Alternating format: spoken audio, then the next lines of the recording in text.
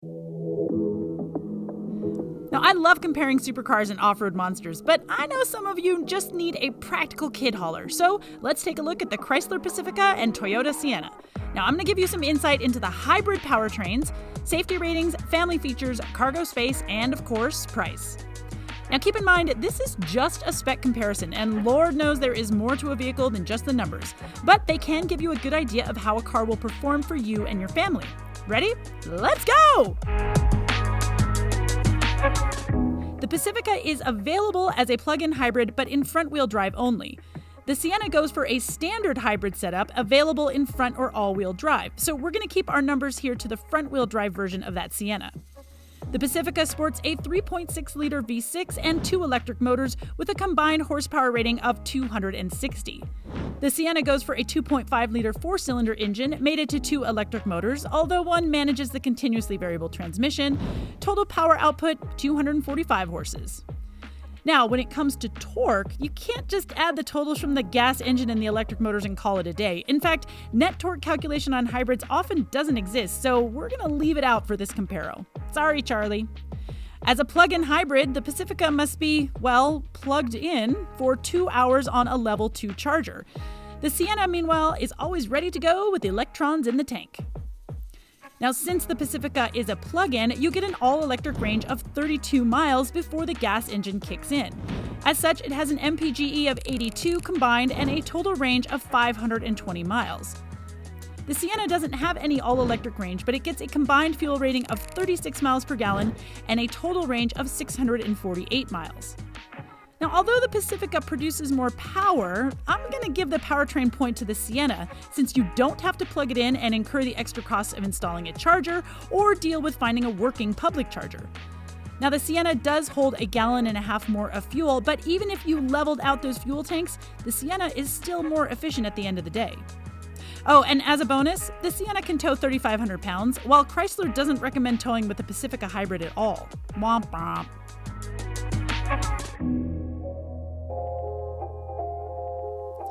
Now, I'm sure you're interested in safety if you're going to be hauling around your little darlings all day, so let's see what we've got.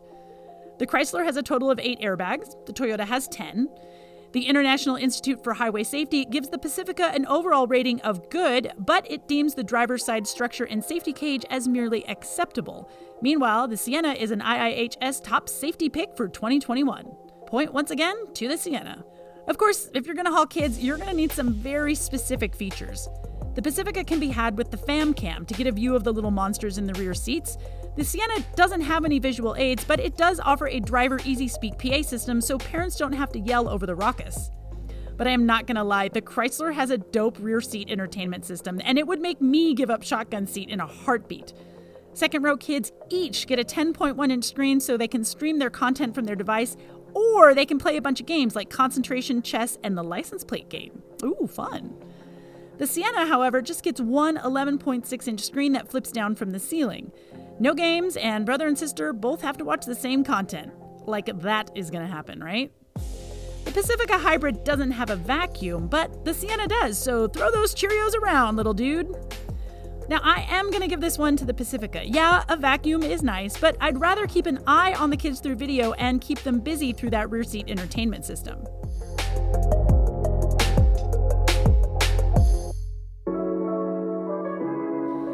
Now, if you're not hauling kids, you're hauling cargo, am I right? The Pacifica can hold 32.3 cubic feet behind the third row, the Sienna a little bit more at 33.5 cubes. Fold those rear seats down, and the Pacifica has 87.5 cubic feet of space compared to the Sienna's 75.2. Overall, there is 140.5 cubes in the Pacifica, just 101 in the Sienna. Now, I should note that the Pacifica hybrid does not get those awesome stow-and-go seats.